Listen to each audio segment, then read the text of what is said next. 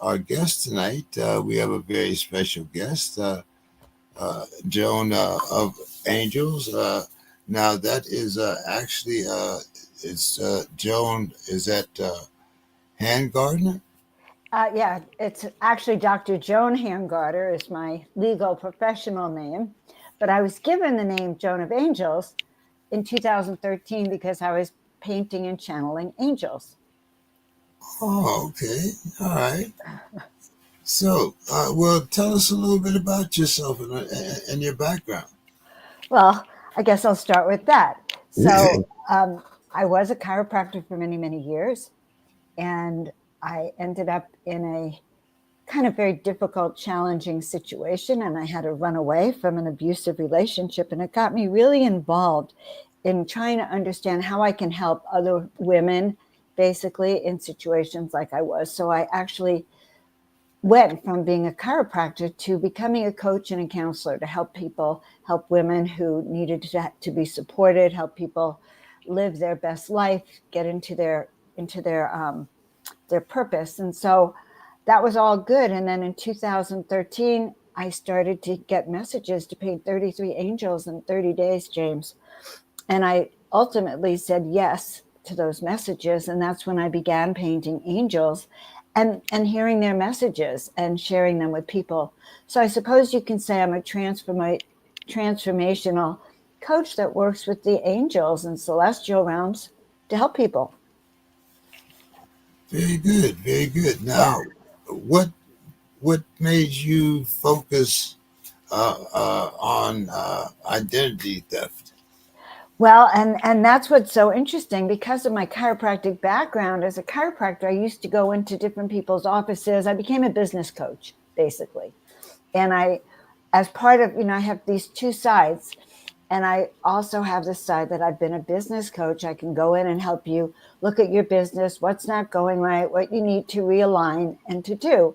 And so I've always been interested and help people also with their businesses, entrepreneurs. So I work with entrepreneurs. But just last summer in July, I became aware that there were 3 people using my social security number, James.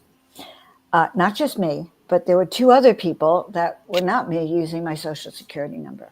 One of them is using it for his cell phone on T-Mobile as a T-Mobile account with my thing.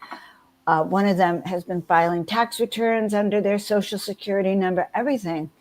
And then I began to find out that it wasn't just me.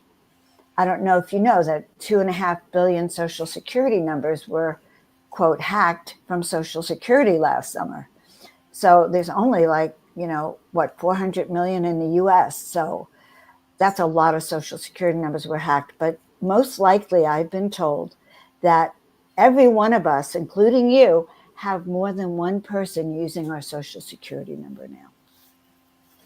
And so that's how I got into really saying, I've got to take this seriously and I've got to find solutions, not just for myself, but for some of my entrepreneurial clients and people I work with. How do I help all of us with this subject? Wow. Okay. So now, Dr. Joan, you've had an incredible 40-year career helping people through emotional, spiritual, and physical challenges. So, what made you exactly? As you said, you found out that there were 3 people using your social security number. How did you find? How did you use your background in chiropractic care and transformer, excuse me, guidance to influence your approach to identity protection and recovery? Okay, that's the best question I've heard. I've been talking about this all summer. That's the best question. Now, because I'm a pragmatist, I've always been about how do I solve this issue for them. We're having a little trouble with your audio. Oh, you are, huh? Now you're fine. Okay, if I have to sit better, I will. So I've always been interested in very concrete ways of helping people, pragmatic. But on the other hand, I'm also very interested in how to help people with the anxiety. So what I discovered is that this causes a lot of anxiety in people, James. The day you find out your social security number has 3 people on it, you become obsessed with, okay, how do I check my credit? How do I solve this? How do I call Social Security, the IRS? Who's going to help me? And so I started to learn how stressful that became for me. And I started discovering some of my clients had the same issues. So that became a natural evolution for me to also include, how are you being protected, not just spiritually, but in the physical realms? Now, there used to be, I don't know if it still as prevalent as it used to be, but I'm going by my generation. A lot of us, by the time we got to be 18 or 21, or decided that we were going to go and get, our own credit established, found out that we had gas bills in our names as children. Uh, you know, uh, I mean, speaking for real from my neighborhood anyway. How do you like you're talking about someone that's had a gas bill in their name for, like I said, 18 or 20 years, but not to their knowledge. Right. So what happens when you don't pay that bill that wasn't yours, but it's in your name? So, I don't know what happened to others, but they go after your credit. You start getting calls from the credit collectors, and debt collectors, and they're getting more and more verbally abusive. I want to say you're going to be forced. You have to cover that. The excuse that someone else is using my credit doesn't work. You have to have help in unraveling it. So it's unfortunate. It happens all the time. People use other people's names or identity, but you as the victim, it's not a very healthy thing for you. It's very stressful. I spent hours and days, hundreds of hours trying to fix my credit as a result of this. And then, so I found I got notified that through Legal Shield and ID Shield that someone was trying to get a loan in my name. And I was able to call the credit company to shut down my credit because of that. So things can happen outside of our control. If they had taken out that loan, I would have been responsible for it. They're doing it for mortgages too. They're taking out mortgages in the homeowner's name. They get a few $100,000 mortgage, but you get stuck with the bill. And the penalties can be very severe, and it's very traumatic. And you have to have expert help to unravel it, so you're not being held liable. Okay, now let's kind of understand what identity theft is, because it's growing, as you said, more and more sophisticated every day. So, what are the most common ways that people can become victims?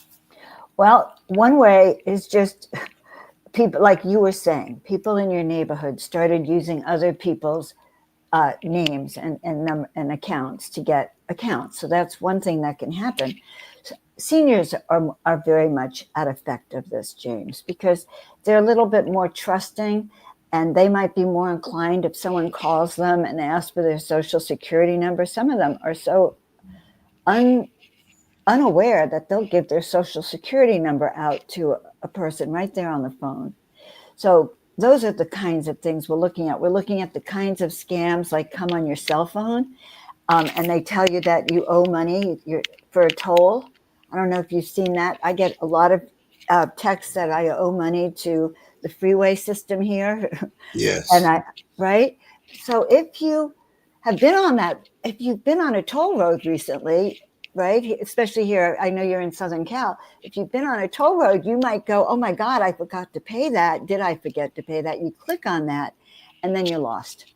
Then your phone gets hacked, and then they can attack you. They can, and your cell phone has all your identifying information on it.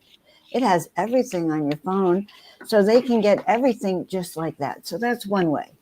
or that's postage. My daughter lost $5,500. Fortunately, she was able to get it back on one of those postal scams. She was expecting a package. So when she got a text that said you owe $2.40 to FedEx, Yes. she said, "Oh my God." And she clicked the button. Yeah. So my daughter calls me in a panic. $5,500 is that what they ended up getting into her bank account and doing it. Or we get those phishing emails that come from, I got one from Norton a few months ago after I signed up to work with identity theft protection, and I canceled Norton. I get this bill from Norton anyway. It looks just like Norton, and it's outstanding balances because, I think they read your mind, James. They seem to know everything you're doing, these hackers. So I get this email from I thought it was Norton, and do you know what? It looks so real that I called the number. I'm embarrassed. I'm only sharing this because if it could happen to me, it can happen to anyone. I should know better, right? I call the number, and before I know it, the guy is having me go to my browser, and I start putting in, this info, and all of a sudden, it's like I come out of a trance. It's like I had to hit myself, and I was able to shut down the browser, and of course, can't, shut my phone down right before I was going to be hacked, because that's what he was having me do. And I'm blindly following his instructions to open up this site that was about to hack my whole computer. Yes, I think I've seen a couple of the ones that you're talking about. You get something from a PayPal bill for $500, and all of a sudden click this button and then click the I know exactly what you mean. Right. And so people, honestly, I get calls from my friends all the time that they've just lost this much money or that much money because they did exactly that. So that is another way. And they're getting more smart, like the email came from something that looked like Norton, but it was like NORRTON. Right. So if I didn't look carefully, I would have. Well, I didn't look carefully. I called it. I mean, I almost got completely hacked again.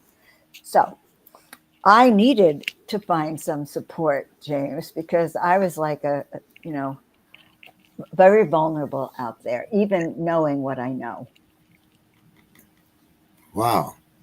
So you've helped so many people rebuild their lives. How does identity theft compare to other personal crises that you've dealt with in your career? All right, that's another good question. So, I deal with a lot of personal crises. I'm just not an identity advocate. I help people with all sorts of emotional turmoil, difficulty in their relationships, overcoming obstacles, finding their purpose and their career. So I do help people in a lot of ways besides ID theft. But the ID theft, I like it because it's an actionable solution. And so in the end, I recommend almost everyone get identity theft protection because, what is it? An ounce of prevention is worth a pound of cure. Right. And in this case, I mean, I can't even tell you how many people I've spoken to. One of my friends. Now, I also work with legal protection, how to have prepaid legal protection. This is having insurance. I talk to people either after they've had all these hacks and they're freaking out. So I advise them how to handle it and help them bring a sense of calmness back. Or I might recommend that they use the kinds of services that I use as well, because those are the solutions, basically. Learn how to handle it. These are the solutions. Learn how to handle it emotionally, which I think is the hardest. Well, that would seem to me to definitely be the hardest part. But I'm going to get into emotional and psychological impacts a little further down the line. So, are there specific demographics that, like seniors, young professionals, that are more risked for identity theft? Well, as I said, they say that seniors are more at effect, But to tell you the truth, I see it across all anyone who uses so if you do online banking, say if you use a computer, you use online banking, you sign in and out of different websites, you pay online, you are more at effect. Yes, you're more likely to get hacked. You're more likely to have this kind of thing happen. And people who use the same password over and over again are more likely to get hacked. But Just isn't putting it out this there. but isn't this the norm? I mean, uh, I, there are very few places where you can go today that take cash. Yeah, I So agree. I mean, everybody asks you for an ID card, swipe this way, swipe that way. Uh, you know, you go on Amazon Prime, you need a credit card. You go on PayPal, you need a credit card. You go on. I mean, if you want to get something to eat, Instacart, DoorDash. None of these, you can't order and pay with cash. You have to put a credit card in there. So I'll tell you what I just learned. You know the QR codes that they use, like you go to a restaurant, you can use the Yes, QR code. Okay. And now many businesses are sending out their QR code like they're this. on TV. Yes. Well, guess what? Many of those, there are instances of people putting stickers with their own QR code on top of that QR code. So you go to the gas pump, right? And there's a QR code there, and you think that's going to go right to the gas pump, but it doesn't. It may go to someone else because someone might have come by and put another sticker on it. So that's true of almost anywhere, that if when you go to pay, it may or may not be the people that you think you're paying. So they're actually even putting fraudulent QR codes on things. This scam is everywhere. It's hard to avoid. If you can live your life and you never get scammed, I think it's a miracle, really. Even going to the gas station, if you put your card in the swiper thing, there may be someone out there in the lot there who can capture your PIN. Yes, yes, So I think the first thing I want people to be aware of is that we have to protect our resources. Our time and money and our health are like our three greatest resources. So we have to really pay attention to covering, making sure that people can't watch us at the ATM machine or at the gas station or make sure that we're actually clicking on something that's actually legal or real. Like, okay, I'll tell you something I've been getting a lot of requests in case I want a job, doing profile scanning things. right. So, or doing reviews. And so I've been looking at those going, oh my God, that's great money. $3,000. Are you kidding? A day? And so I was really tempted to click on it, but I didn't. Today, a friend of mine sent me the same one. She said, Joan, do you think this is legitimate? So I put it into Chat GPT to check it out. And Chat, of course, said it was a scam. It says it's a scam if you get a text or an email like that, and they don't tell you what company they're with, and they don't give you sort of legitimate contacts, So, but they can scam that too. So it's about awareness. It's about really being aware of where am I exposed? What email am I about to click that I don't know where it comes from? Now that's good on a personal level, but here lately in the news, we've been hearing about institutional, like you just mentioned, Social Security. There have been various companies that have been hacked. Power companies, all different kinds of entities that we've given that information to, such as your utility company. For instance, your water bill. I mean, there are so many things, as you mentioned. But uh, what do you do when you have a large scale data breaches? Like I said, affecting millions, like Social Security. How vulnerable is the average citizen, even if they just think about being careful? Yeah, no, these are great questions. So, the average person in America probably has at least three people using their social security number. I'm going At to least three. at least three people using your social security number. Also, there's such a thing called the dark web. So, ID Shield, which is a company I work with, ID Shield, they have a service that monitors the dark web for your email addresses and for your passwords. And so, or usually your email. So you can get notified that a certain one of your email addresses was hacked, and that your password is known to change your password. So, for instance, Gmail was hacked this summer. Everyone who has a Gmail account was hacked on Gmail. And so, I think that's, I don't know, maybe hundreds of millions of people use Gmail. I never looked to see how many, but I'm one. okay. Have you changed your password, James? Yes, yes, yes. Uh, Okay.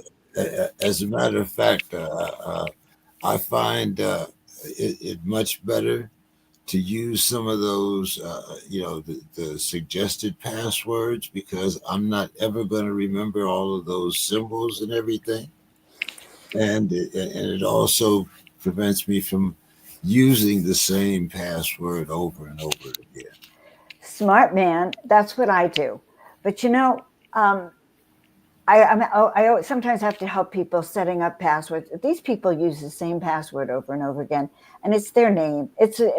And that, if you're listening to me now, or listening to James and I, please change your password to something like James is describing. That is something you can't remember. If you can remember your password, a thief can easily access it. All right. Now I'm going to tell you something else that happened to me, James. I was on a plane I think it was back in December or January. I was flying from Miami here, and I was using the Wi-Fi. I was trying to get on the Wi-Fi, and I had to on the plane, and I needed to pay, so I go to my PayPal account, and it took me a while because my phone just didn't like the whole system. I don't know, but a couple of minutes later, I go to text the phone number. You know how they send you like confirm? Yes. There's another phone number in addition to my own. Okay. So I think what happened is while I was on the plane, someone hacked in while I had my PayPal account opened. They hacked right in and put their phone number in it. So the good news is that I saw their phone number. But when we landed, I was able to hop on PayPal and get them off. But it was pretty hairy. It was really upsetting. Yeah. Yeah. I'm sitting on PayPal knowing someone's in my PayPal account. At 25,000 feet, no less. Yes, maybe certain. Yes, yes. And that's like really, that's what a surprise. Wow. A lot of horrific stories that you hear, but until you can actually talk to someone that's been through it, you don't really realize it. Now, another thing we have a lot of new technology. I mean, I'm every day I find out more and more about AI and this new technology. How concerned should we be about identity fraud becoming even more advanced? I'm going to say something about that. Yes, even more advanced. And we're not just talking about protecting your identity.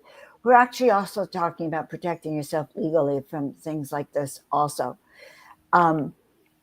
Because, well, okay, rephrase that question so I can make sure I answer it directly. Okay. With the rise of AI and deep fake technology, how concerned should we be about identity theft becoming even more advanced? So, very concerned. Number one, they can make clones of you for TV. They can mimic your voice. So imagine your family sitting at home and they get this video of you telling them that this is taken by my captors and I've been abducted, I've been kidnapped, and you're going to have to send $10 million to rescue me, or $10,000 to rescue me. And your family is looking at a video of you that looks like you, that's in your voice, or they get a phone call from someone that's cloned your voice. And so it sounds just like you. Okay. So now and because it sounds just like you, and the kidnapper asks for 10, 20, 50,000, what are you going to do? Some people send that money. Or that scam that happened a few years ago also, where people were getting calls that their son was sort of out of money in South Africa. Send money. So AI makes it almost impossible to determine if that's really your kid or not, unless you call your kid to see where they are. I mean, I'm serious. So this has been happening a lot also. They can replicate so much of what you're doing and pretend to be you, steal your identity that way. So we have that as another kind of scam. So, when you are talking to the people that you work for, identity theft, I think you mentioned an Identity Shield. Uh, how do what are the safeguards that they are putting in place? Because a lot of these companies say that they will cover up to so much. So when I got hacked on the plane, not that I had a lot of money in my PayPal account, but I went, oh, okay, Joan, you don't have to panic because you have you have this protection. So they cover you up to $3 million. Like if you lose your wallet with all of your identifying information and someone like gets into your bank or whatever, they will reimburse you up to $3 million and investigate to find out the fraud. And so there have been people, like one person I met whose father lost 2/3 of his life savings because of a hack like that. So you want a company that will cover you for up to 3 million, that will investigate, that will be scanning the dark web 24/7 for signs that your social security numbers or your credit cards or your emails have been used and your Now, passwords hacked. it I know that there are such things as the dark web and things that are used specifically to get into your specific emails or whatever. But there are a lot of people, at least my age, in their 70s and going into their 80s, that some of them don't believe, just like they didn't believe, putting their money in banks. Some of them don't believe, that these things exist.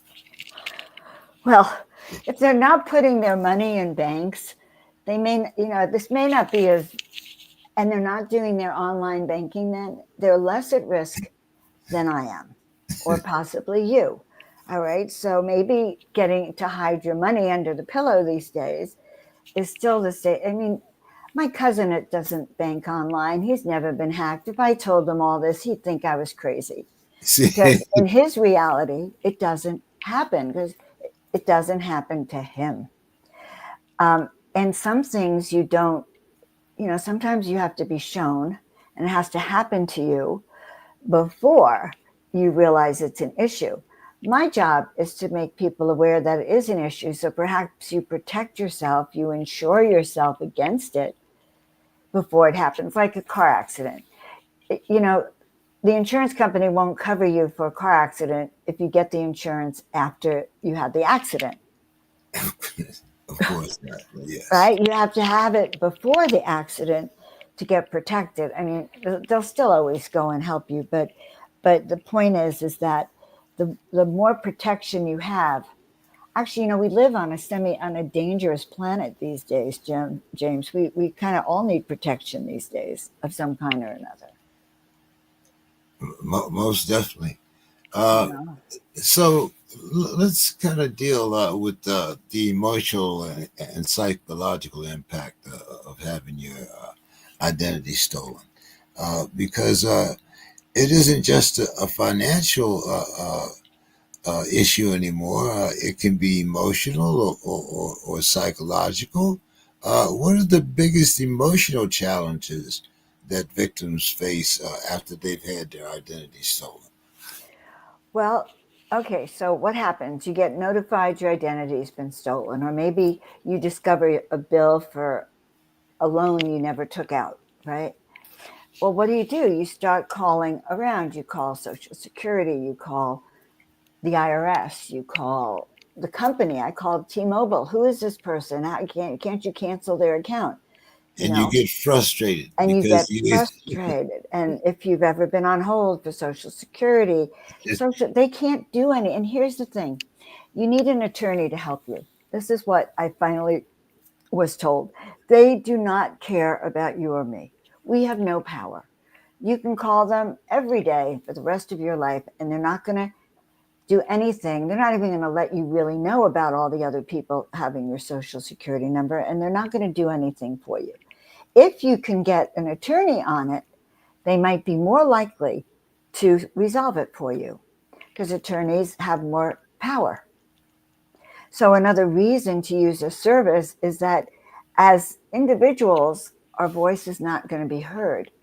So, but what happens to you emotionally then is, first of all, I don't know about you, but I didn't have hundreds of hours to research this issue. I was in the middle of a big job, and this was a nightmare. Okay, so so the first emotion is, this is a nightmare.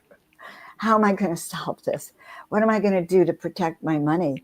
And I was actually literally hacked and watched someone change my password right in front of my eyes. How do you solve that? It kept me awake at night with tremendous anxiety. And then I would stay up till 2, 3 in the morning trying to fix it. You can't fix these things, number one. You can only worry about them mostly for yourself. So there's another feeling for some people. If you've lost your 5,500, it's like feeling like you've been raped. You've been violated emotionally. When someone can attack you, go into your cell phone, change your passwords, or take money from you, or take a loan out, that's a violation of you. And it can feel like a rape. It could feel like a physical, emotional attack, and it can cause acute traumatic stress syndrome for many people. It can cause an anxiety stress attack, or many of them. anger. And anger. Yes, anger. A lot of anger and rage, but yeah. And then depression, because it was unresolvable for me. It's like, who can I really anger and rage at? Because there was no one physically there. And no one was fixing my problems until I started working with the ID Shield to get more protection. But no, I had to resolve whatever I could by myself. And the other thing is that it also impacted. So I had to make a police report. And as a police report that on being hacked, I then had, a new password, and which I immediately forgot, James. And I was coming back from Costa Rica years ago, when I had this other hack, and they wanted to know, the customs wanted to know my password. And I didn't know my password. They put me in a little room for hours until I could remember my password. Honest to God. So it can impact other things you don't know. Oh yeah, there's another scam I didn't tell you about. I hope I'm not overwhelming anyone. There's there's a mortgage title scam. I don't know if you've heard of that, where they can go down to the county office and put the title and submit a document that changes the title of your home from your name to their name. So, like I said, I mean, now, there are people that don't believe in these things, and don't check up on them on a regular basis. So if you're one of those people, I mean, how do you let's put it like this: how do you make those people? How do you make those skeptics aware of the dangers that are out there?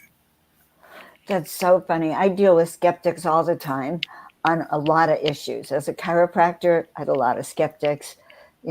As someone who has angel paintings, I have a lot of skeptics, and there's a lot of skeptics here. You can only present the evidence, and that's it. If they don't want, listen, if you can't get them to use a credit card, you're not going to get them to deal with their identity. Honest to goodness, there's people, all you can do, even with this podcast, we make people aware of issues, and then what they do with it is what's up to them. But I get a lot of phone calls sometimes from shows like this, from people who start telling me all, the ways that they were hacked and what's been going on for them. Yeah, I mean, there's no such thing as stealing that paper check anymore out of your mailbox. Now everybody gets a card. Social Security. You got a Social Security card now. You have a debit card that's entered under your name under that Social Security card, and that's how you get your Social Security every month. Listen, the mails are, so many things get hacked. So I lived in the desert. I don't know if you know Desert Hot Springs. Every week people would complain that piles and piles and piles of mail were found discarded on the side of the street. They were after any checks that they find, because they still find checks in the mail. Okay, there are people that do not use credit cards, so there are still checks in the mail, and then they throw out all the rest of your mail. So it happens even through the postal service. Wow. Okay. So,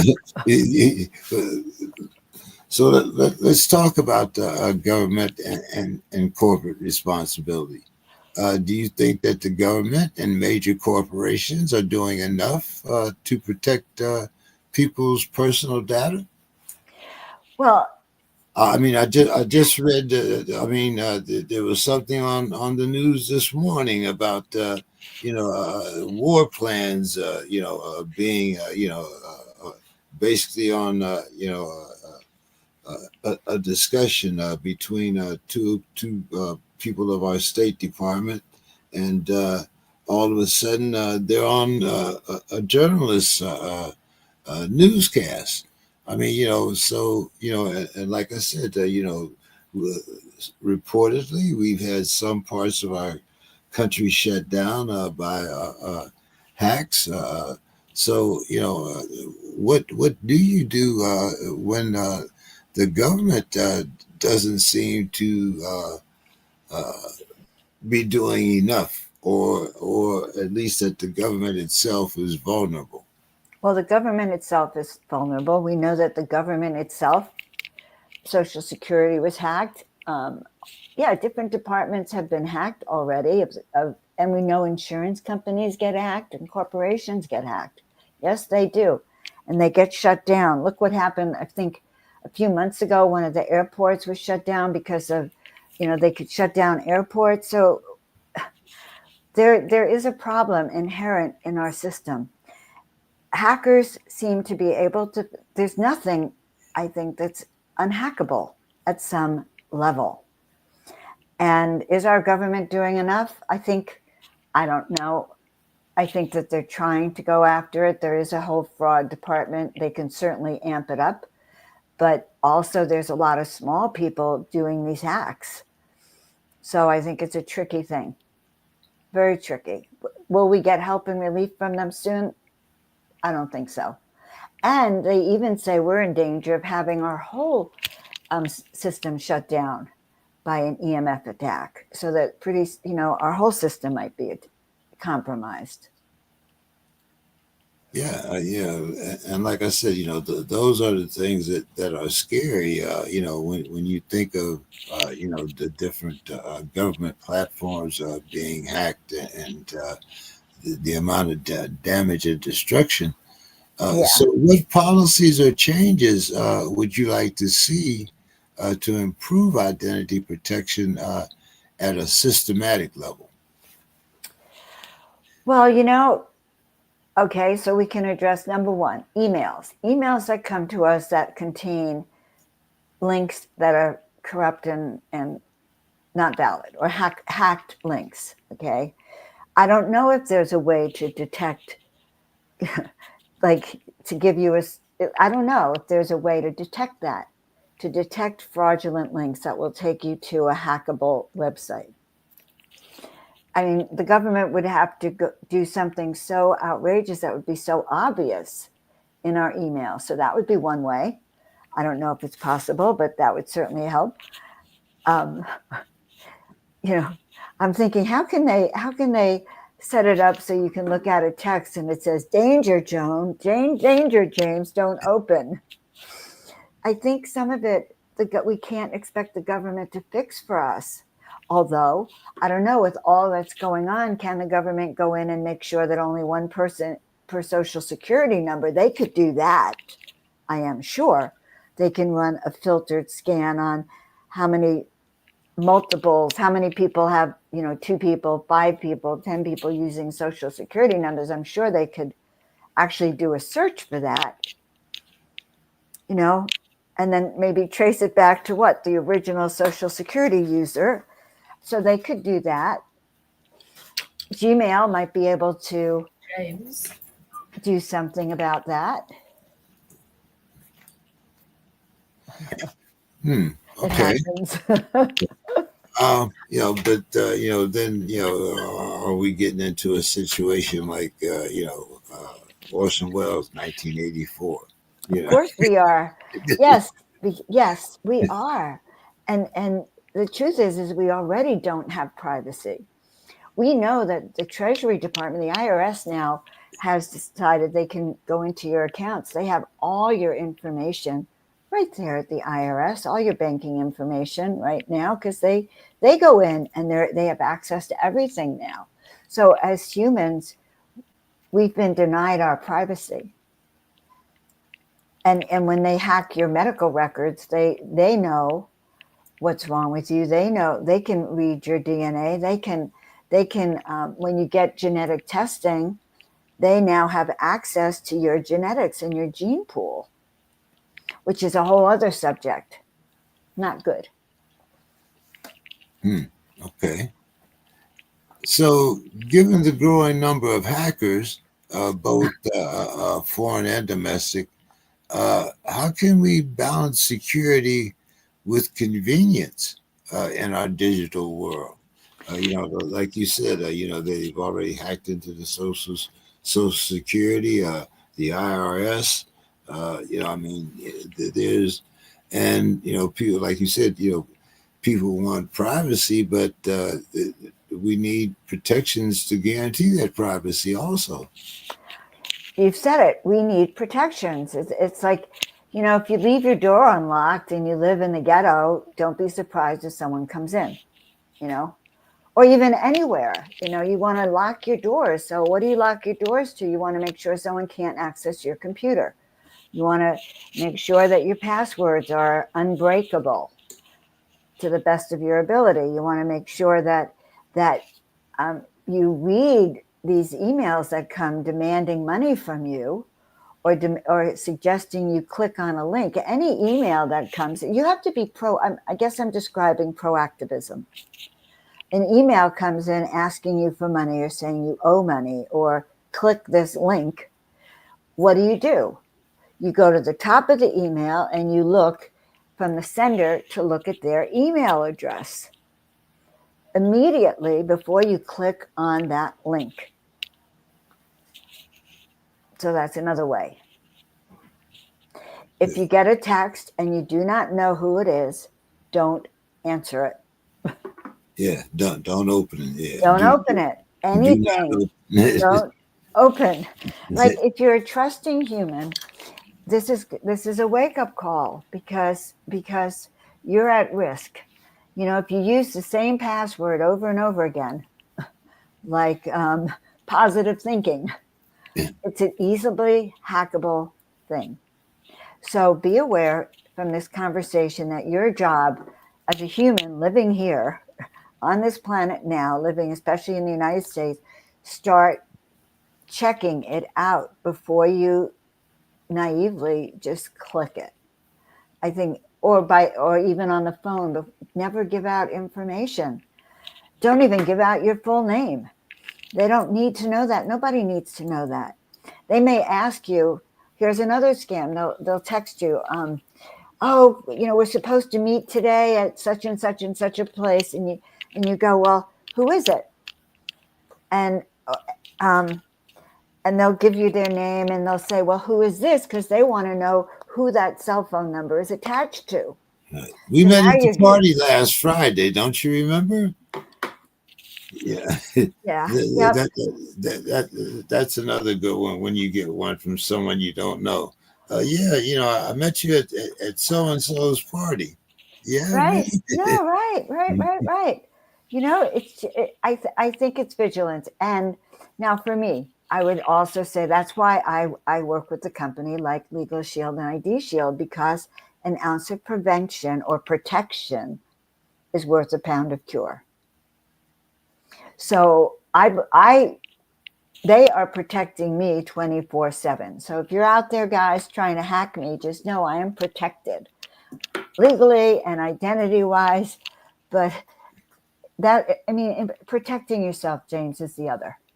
Making sure that if something happens, that you are protected. If someone takes a mortgage out in your name, that you have someone who could trace it and get you your, take them down.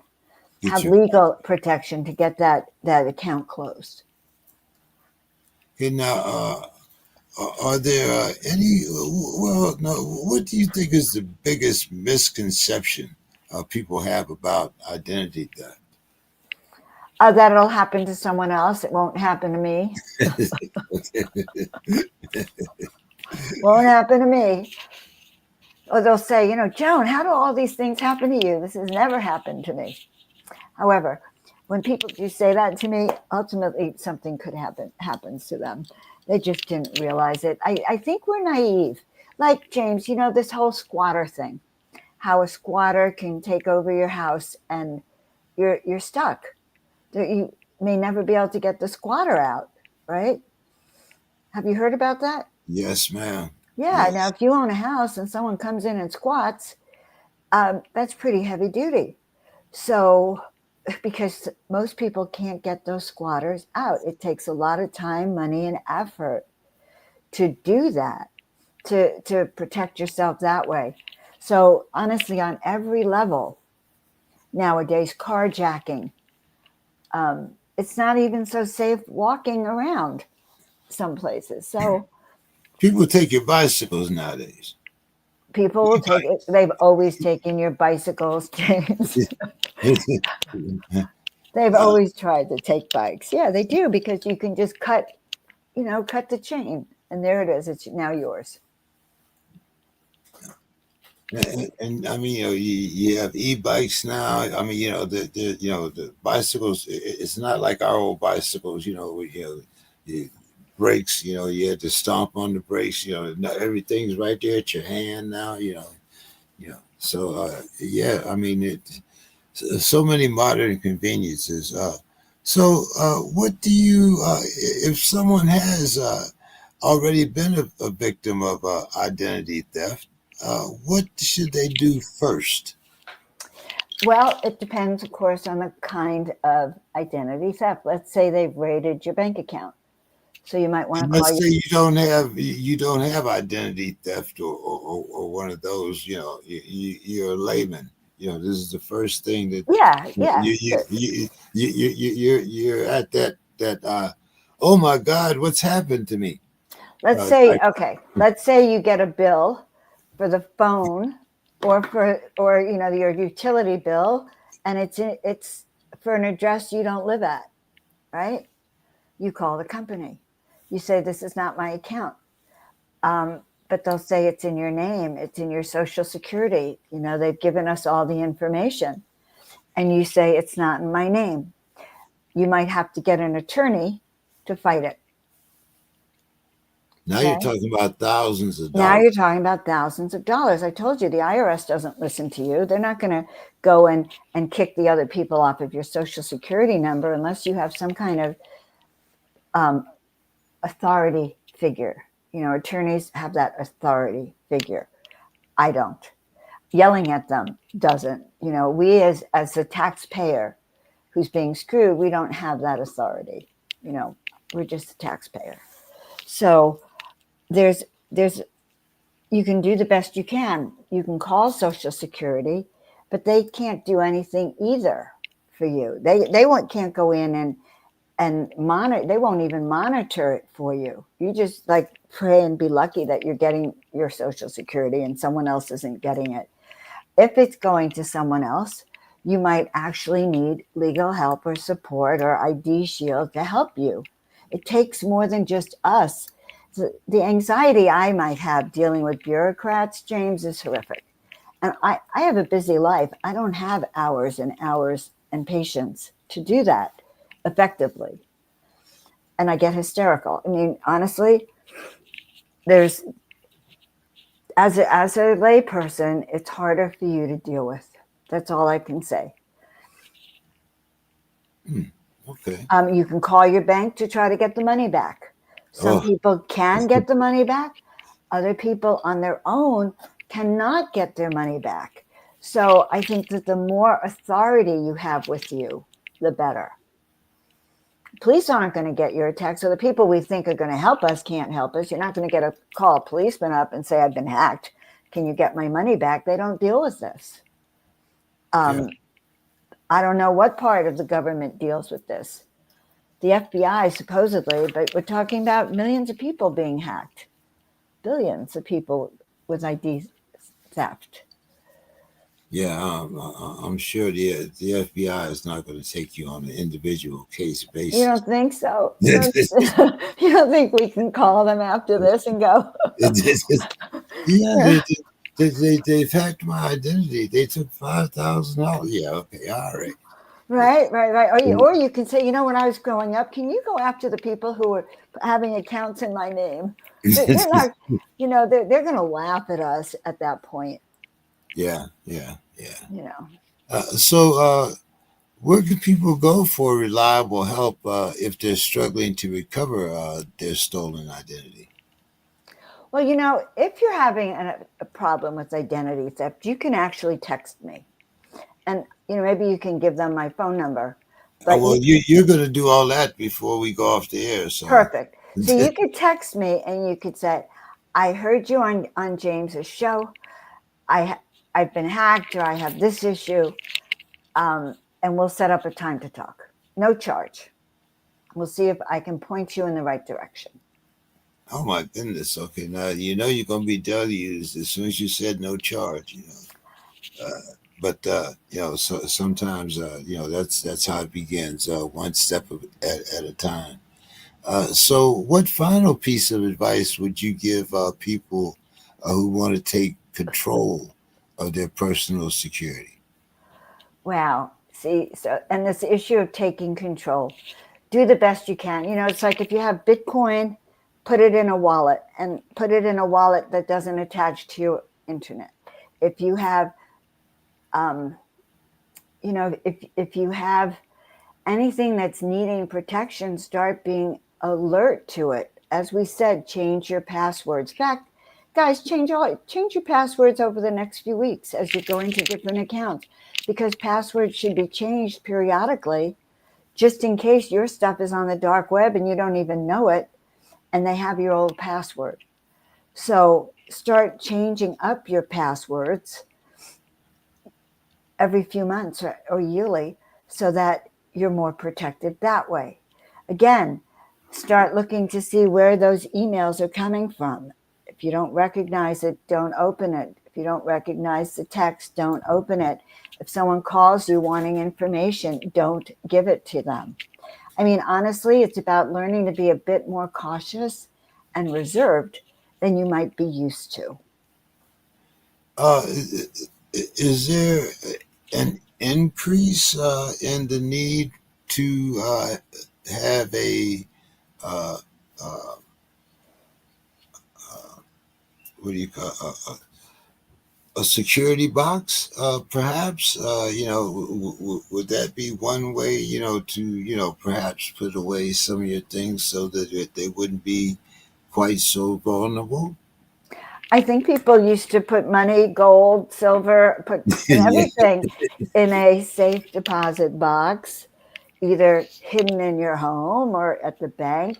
Of course, there are those extreme times where you see movies of the criminal carrying the safe deposit box. You know, um, think about how you are protecting yourself, and think about what you have that needs to be protected. Even your money. Do you need a will or a trust, which we do in Legal Shield to protect your money and your assets? What do you think of yourself like? What assets do I really have? I have my time, I have my money, I have my home.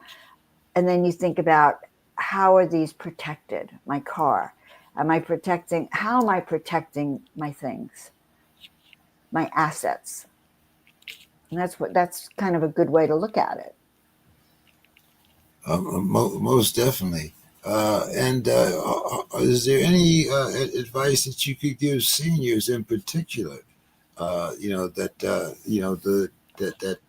part of the population that seems to be most susceptible to these types of crimes. Well, if you're out there listening to this show, then all the things that we're saying are really important. For you as a senior, I think never give your social security number out, because they will call you and tell you they're from the IRS, or they're from Social Security, or they're from your bank, and they'll want you to confirm. Oh, can you confirm this number? And they'll give a fake number. Oh, can you confirm that the last 4 digits of your Social Security number are 1234? You go, no, they're 789, 10. Okay, and you blurt it out. You've just given them everything. So when you get a call request from asking for money, asking for anything, just hang up on them if you don't recognize it. Now, I do want to ask you about something that's a little outside of what we've talked about, and Good. that was the 31 angels, I believe you said. 33 33. angels in 30 days. Okay. Would you like to tell us a little bit about that? Yes. So what I haven't mentioned is that, so I'll tell you a little bit more about that. I was going through a very particular difficult time in my life, and I was praying for miracles. I don't know if you've ever prayed for miracles, but I was like asking for miracles. I needed financial miracles. And instead, I heard these voice that said, paint 33 angels in 30 days. It was Halloween, I should point out, 2013. And there was a group of people in the house, and they were painting supplies. So I heard the voice say, 33 angels in 30 days. And I go, I can't paint faces. I can't do that. And so I turned it down, and then I heard the voice again. And then I had another reason for not doing it. And then the third time they said it, I heard it in my head. I heard it right here. I realized that this was my miracle, that I had been expecting like a financial miracle, or wanting a financial miracle, but instead they were telling me what I would need to do to get there.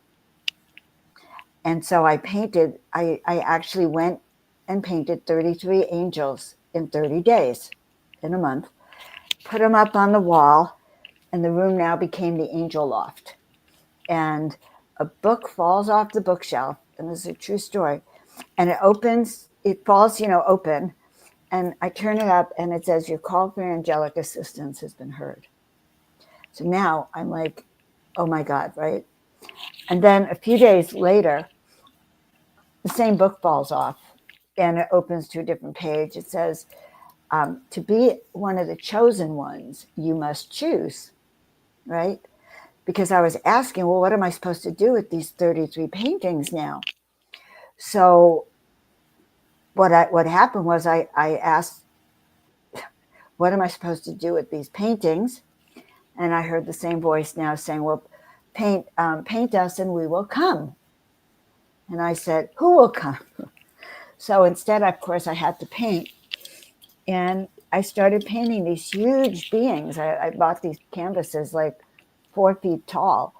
And I started painting these huge beings. And I'm not an artist, I'm very primitive. I closed my eyes for some, and so all these big paintings came. And they started giving, I started having feelings or messages. It was sort of like channeling. I can hear them. And people would experience the energy of these paintings. So I was told after a year to move to the desert. And I moved to Desert Hot Springs, the Joshua Tree area out there. And the second day I was there, I was being introduced to a person who lived there. And we're at breakfast, and she says, "Tell me your name again." And I start to go, "Oh, Dr. Joan Hangarter." And she goes like this, "Say nothing." And the restaurant went silent. This is a true story, James. The restaurant went silent, like I was in a vortex. And she says to me, "I know who you are." I mean, it was like a prophecy. "You're Joan of Angels." And she said it in such a way, I swear I heard the Hallelujah chorus. And the room was totally silent.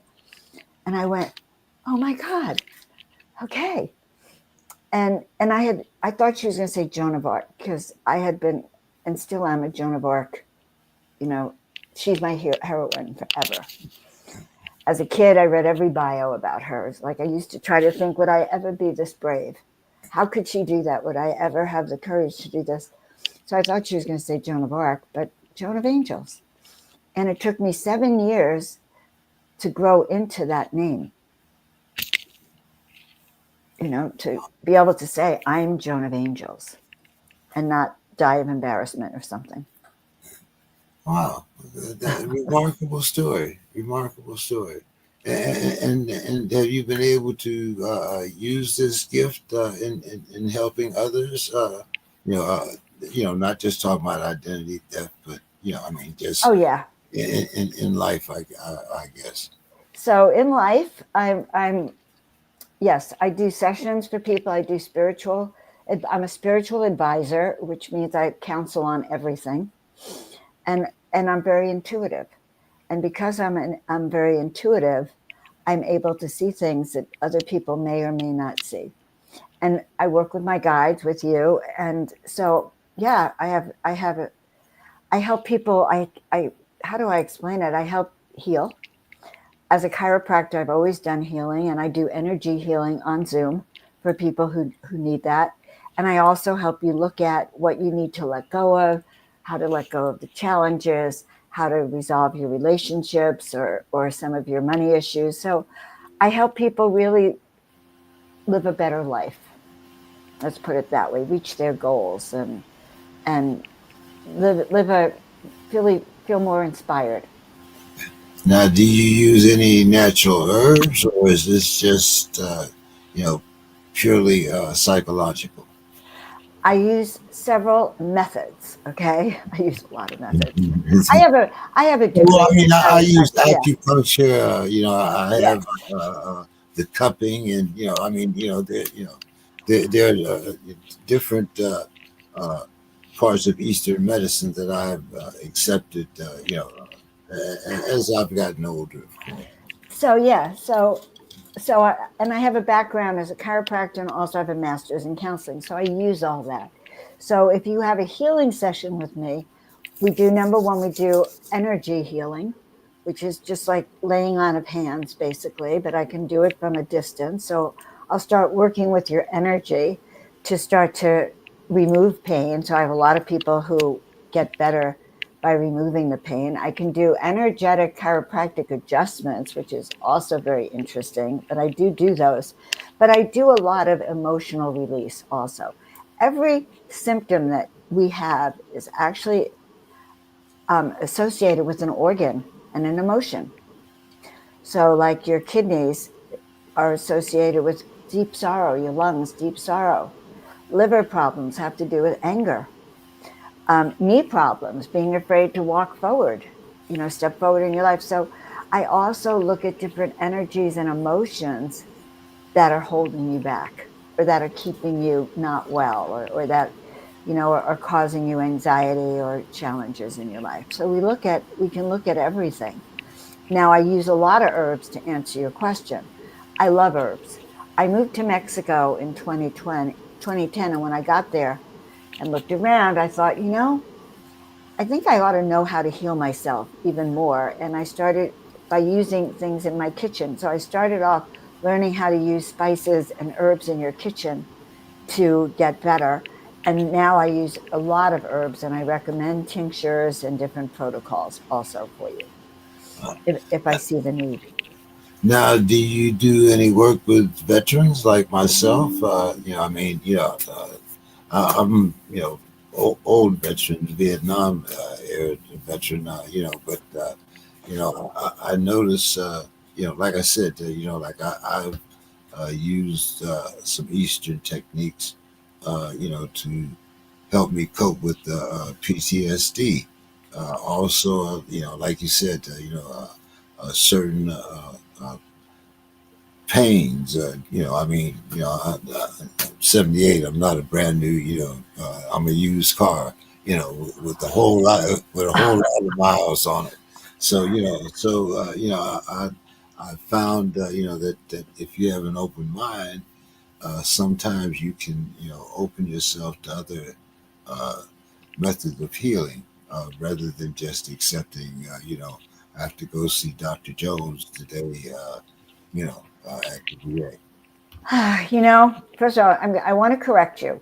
You're not just an old veteran. You happen to have a lot of wisdom that you've accumulated over the years, and that people like you and I who have a lot of wisdom, and that's what you're sharing on your shows. So I just want to remind you of that. But yes, of course, I work with veterans. Veterans have bodies. Poor veterans, and the veterans I know, especially acute traumatic stress syndrome, and also the pain that's absorbed in your body. What we don't realize is that every injury, every trauma really does get stored in our body and in our memory. I did, when I started working with angels, I used to do what's called angel spirit circles, where I taught people how to feel their angels. And one night, and I did this one in person, both online and in person, but this guy comes, he's the only guy there. And the woman who referred him didn't show up. So he's alone with a group of 10 or 12 strange women. I'm looking at this guy like, oh my God. And I was getting a little nervous. What was he doing here? We go through the work. And during the integration after the discussion, he tells us his story. And his story was that he had been in Vietnam and they had been under attack, and that everyone in his platoon had died. But he started crying. He's described seeing an angel, and that this angel had come and protected him and I think one of his best friends, and they were protected by this angel. And he completely had forgotten this experience, James, because of the trauma of that warfare.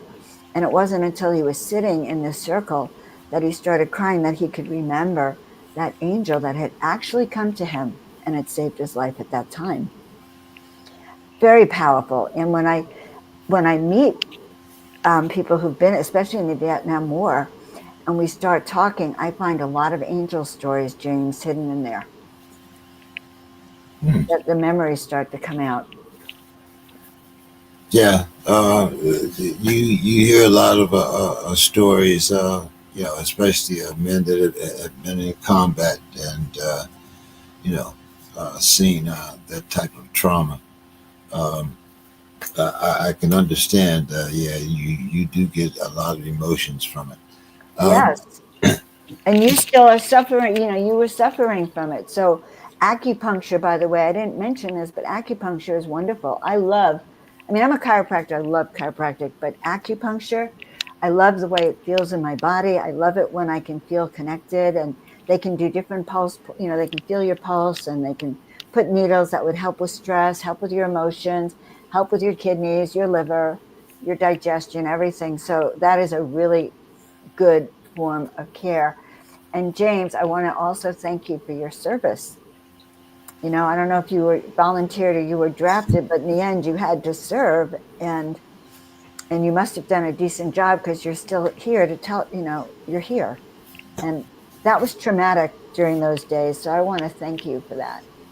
yeah, it's. I always, say to people, it took 50 years for people to notice, what we had done and the things that we had went through, and it's much different the way soldiers are recognized now.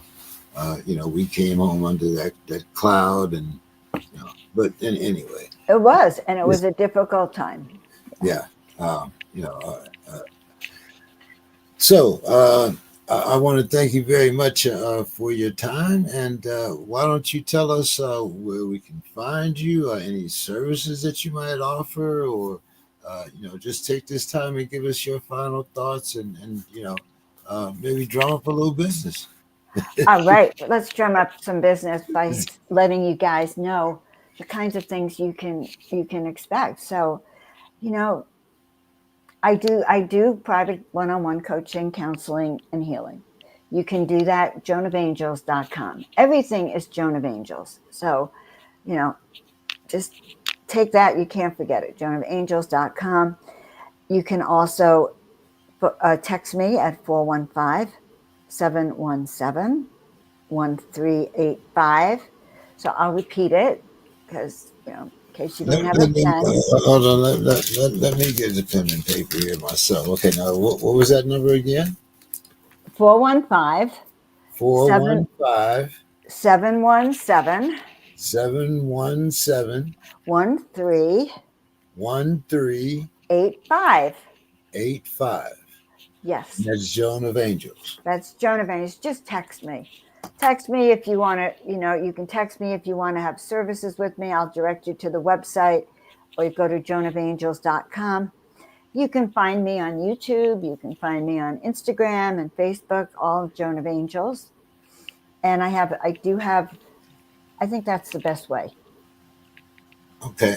All The right. best way. Hmm. Uh, and you're available for private one-on-one sessions? One-on-one session. Every so often, I offer different groups. Hmm. I love working with people. I've been working with people ever since I was a little girl. I was raised. I had a lot of empathy growing up, James. I could feel other people's pains, and so my whole life I had this wanting to help people get out of pain and feel better. It's sort of like my modus operandi. All right. All right. All right. Well, hopefully you'll hear from some of my veteran comrades, and that because it's always a struggle. We have 21 veterans a day that commit suicide. Uh, Wow. uh, you know, Whoa. so we need all of uh, the help and attention that we can bring to this particular problem. And like I said, I hope some of my veteran buddies will take advantage of this. You So know, I want to thank you for your time, and I hope that you'll come back on the show, and maybe we can talk about this in a little more depth, and maybe not so much this one's on identity theft, but maybe on some of the other subjects that you are well acquainted with. a man after my own heart. I would love to do that, James. Absolutely. I love doing deep dives into, waking up and living your best life and your intuition. I have all sorts of hacks to listen to your intuition. Trust it. Okay. Next time. All right. Well, thank you so much. You have a great evening, and I thank you so much for your time. Hope we didn't interfere with your evening too much there. Are you kidding? This was the best part of my evening. Thank you so much. All right. You have a great evening. All right. Appreciate Thank you so much, James. All right. Bye for now. it. Bye. Yes. That was Dr. Joan. Excuse me. Handgarden.